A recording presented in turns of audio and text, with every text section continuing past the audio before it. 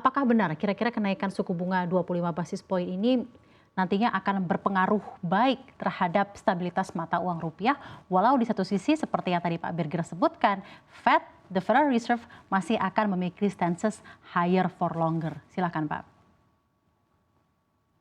Baik Mbak Safrina, kalau kita lihat daripada kebijakan yang diambil ini sebetulnya there is no harm in doing that, maksudnya untuk menaikkan 25 basis.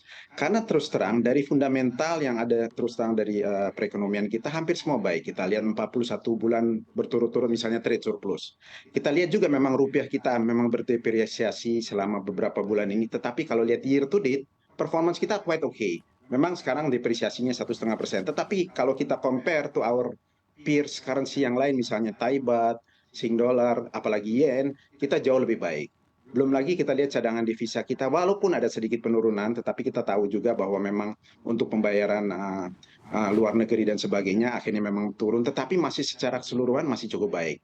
Belum lagi GDP growth kita yang quite okay. Jadi dari seluruh fundamental harusnya tidak perlu ada yang dikhawatirkan.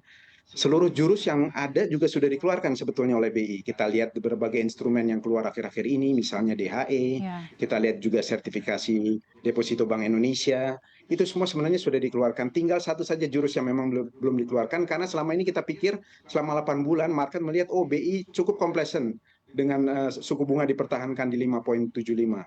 Tetapi apa yang dikeluarkan hari ini merupakan suatu surprisingly action yang dilakukan.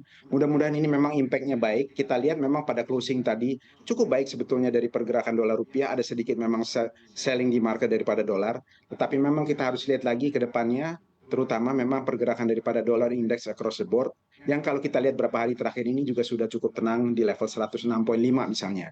Jadi harusnya itu mestinya masih akan harus kita tunggu sampai dengan keluarnya hasil daripada Bank Sentral Amerika Serikat di minggu yang akan datang atau pada tanggal 2 November itu, Mbak Safrina. Jadi sangat berpengaruh ya terhadap apa yang akan dilakukan oleh the Fed sendiri terhadap mata uang kita ya.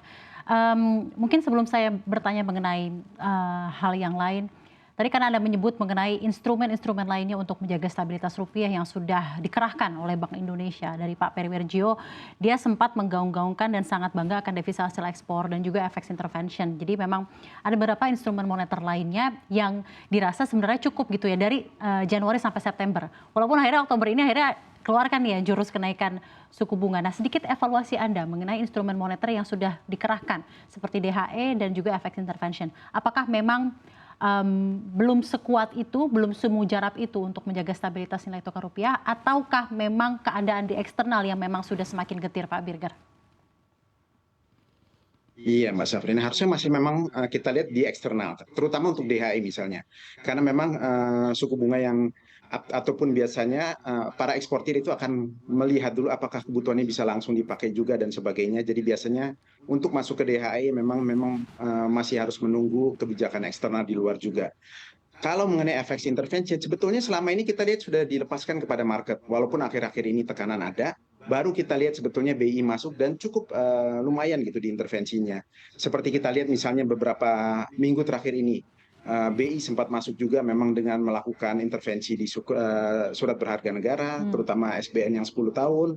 Mereka memang melakukan intervensi untuk memang menenangkan market, belum lagi juga di pasar FX dan juga di pasar DNDF. Sampai dengan hari ini pun biasanya tidak ada di NDF di pagi hari ini.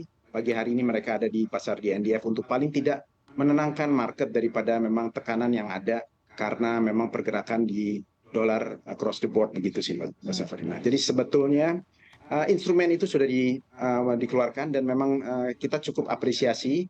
Tinggal saja bagaimana memang market lebih tenang melihat dan menyikapi bagaimana tindakan yang akan diambil terutama oleh Bank Sentral Amerika Serikat nantinya pada tanggal 2 November yang akan datang begitu. Nah, sekarang pertanyaan berikutnya adalah apakah kenaikan suku bunga 25 basis poin ini akan berdampak terhadap likuiditas dari dolar yang dianggap memang secara perekonomian di Indonesia sendiri likuiditas terhadap dolar juga semakin mengering, apalagi kita ketahui yield dari tenor obligasi 10 tahun dan juga untuk US Treasury semakin tipis Pak spreadnya. Sedikit saja sebelum saya beralih ke Mbak Esa.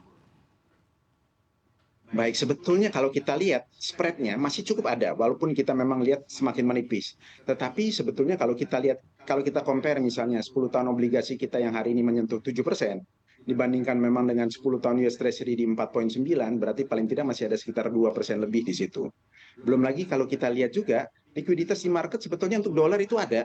Cuman memang dimasukkan di tenor-tenor instrumen pendek, misalnya di Bank Indonesia time deposit harian. Di situ kita lihat memang sebetulnya cukup liquidity ada, cuman memang perbankan rata-rata menahan US dollarnya karena mereka ingin melihat terlebih dahulu bagaimana stance daripada Bank Sentral Amerika Serikat ke depannya. Jadi sebetulnya kita tinggal menunggu saja waktu.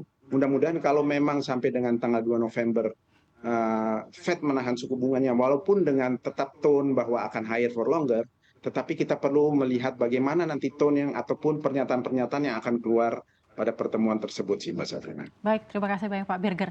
Ini pertanyaannya juga saya akan tanyakan ke Mbak Esa, evaluasinya terhadap instrumen moneter selain kenaikan suku bunga yang sudah digerakkan Bank Indonesia, dan bagaimana juga dampaknya terhadap likuiditas dolar di perekonomian di Indonesia sendiri. Kalau kita melihat memang masih kurang, mungkin belum menarik sebesar keinginan mungkin pemerintah dan BI ya, karena bagaimanapun suku bunga deposito di luar juga masih menarik, lebih tinggi daripada kita. Artinya bagaimanapun pelaku usaha mau untung ya, tidak mau rugi, dan ada kita lihat juga ekspor semakin melandai. Artinya bahwa pasokan dolar ke ekspor itu pun akan terus melandai. Ada dua hal itu, dan impor juga walaupun impor turun, tapi ada soal harga minyak yang terus naik, yaitu juga akan membebani juga pasokan dolar.